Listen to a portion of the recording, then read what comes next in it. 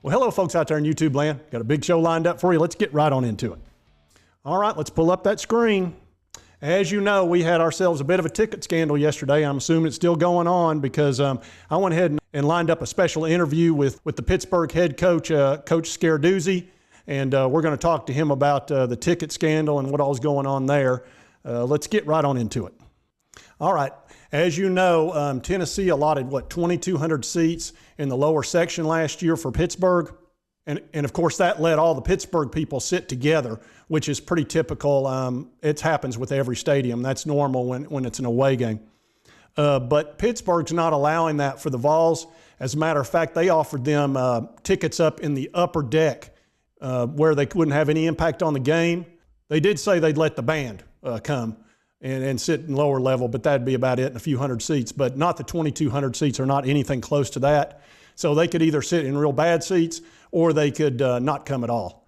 So we're going to ask Coach Scarduzzi about that.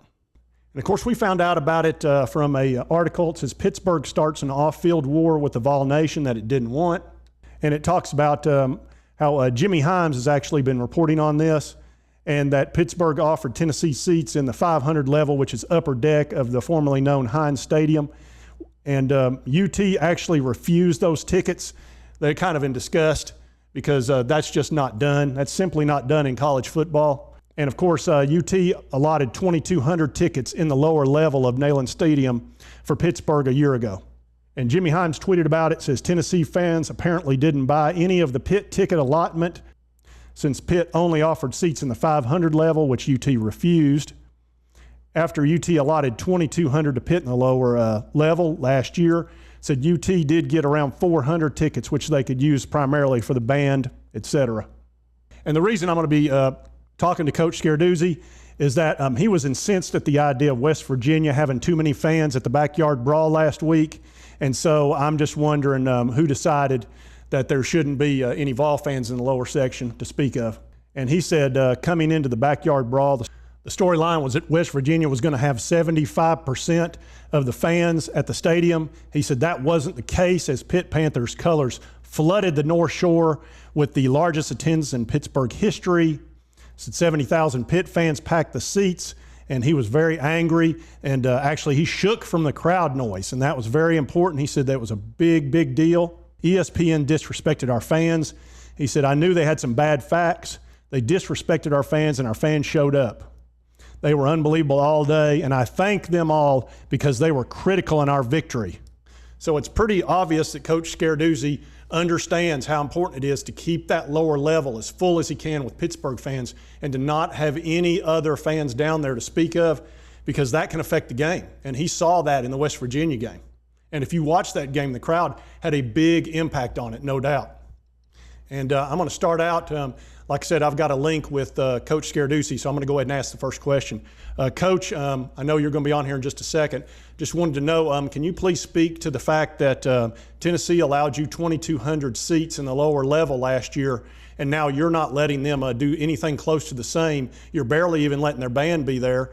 I'm assuming you're going to let their cheerleaders be on the sidelines, but can you please explain what's going on there, and were you involved in that decision? You know, I'm the head coach at Pittsburgh, and I don't have time for these kind of accusations and such. The last thing I want to do is have anything to do with where people are seated in a game. I've got all kinds of problems to deal with. I got Hendon hookers going to be running around, throwing the ball all over the place, trying to run too. Wide receivers flying around. Heupel calling a play every 2 seconds. Don't you think I have enough problems to worry about than seating problems or issues? I don't know anything about that. What are you talking about? Coach, I can't help but notice you've got a little game plan behind you there. It says no Vols in the lower deck. What's going on with that? Oh, you guys, I swear. Boys will be boys, I guess. A couple assistant coaches knew I was doing this interview, and I guess they're just playing around. What are you going to do?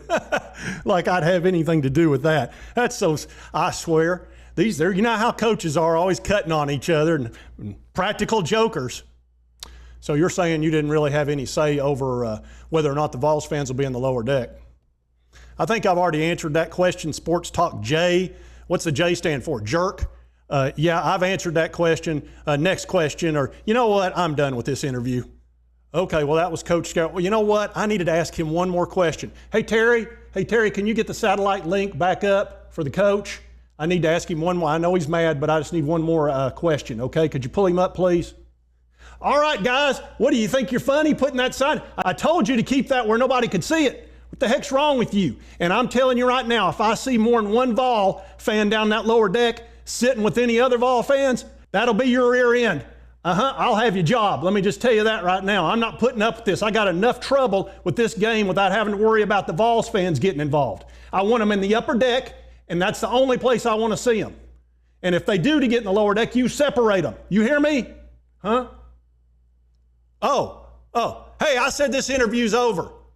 Well, that's not a very good look, is it? Good grief. Woo. Well, I tell you what, I guess we're just going to have to win that game anyway. That's unreal. Hey, look, now, if y'all are wanting to buy tickets, that's not a problem at our stadium. We're happy to have you. Matter of fact, you want 2,200? How about 22,000? We got lots of open seats available to you. Just buy them, okay? 2,200 seats? We always sell them half our seats. What are you talking about? Good grief, Pittsburgh. You got to sell the Vols half your tickets. Isn't that what you're supposed to do? We've been doing that for decades. You're telling me I could have had the Vols out of the lower section at our stadium up in Kentucky this whole time and nobody's told me? Get Coach Scaredoozy on the phone for me. I got to talk to him and figure out how to do it. Oh, it's bad enough I got a 15-yard penalty at the end of the game last year. Now I could have kept. Oh. All right, so we heard from Missouri and Vanderbilt and Kentucky. Everybody's getting involved in this thing. But it's a big game Saturday at 3:30, and I think it's a very important game. And it's really going to be an issue of how well the defense plays. If we can put pressure on their quarterback, I think we're going to be in good shape. And they're going to be trying to put pressure on ours. I think we'll be able to run the ball pretty darn well. Pittsburgh does not contain the run very well. And I definitely think we're going to be able to throw the ball on them. We are going to have to burn them when they blitz. And they're going to try to do the same thing with us. But understand in that first game, I know we didn't get any sacks, but realize there were big parts of that game. Offensive line for Ball State was basically chop blocking our defensive linemen. If you noticed, and they got rid of the ball very quickly, and then they would hit our guys' legs, and it was kind of brutal. Now, I still think they should have got a sack or two, but like I said, I don't think they were really going for it too much. They just played a very defensive game because they didn't think Ball State could really beat them under any circumstances unless some freak event happened. All right, folks, and I just wanted to come out and get you that special interview with Coach Scaredoozy and talk about the ticket scandal, a little bit about the Pitt game coming up Saturday. Very excited about it. This is a game we really need to win if we're going to wind up with a really good season of 9-3 or 8-4 or even a 10-2. We're going to have to win this game, no doubt. If you like this content, be sure to hit that like button. Lets me know to continue to cover the Vols. And if you haven't subscribed, hit that subscribe button. I'd appreciate it. And we'll see you next time on Sports Talk J.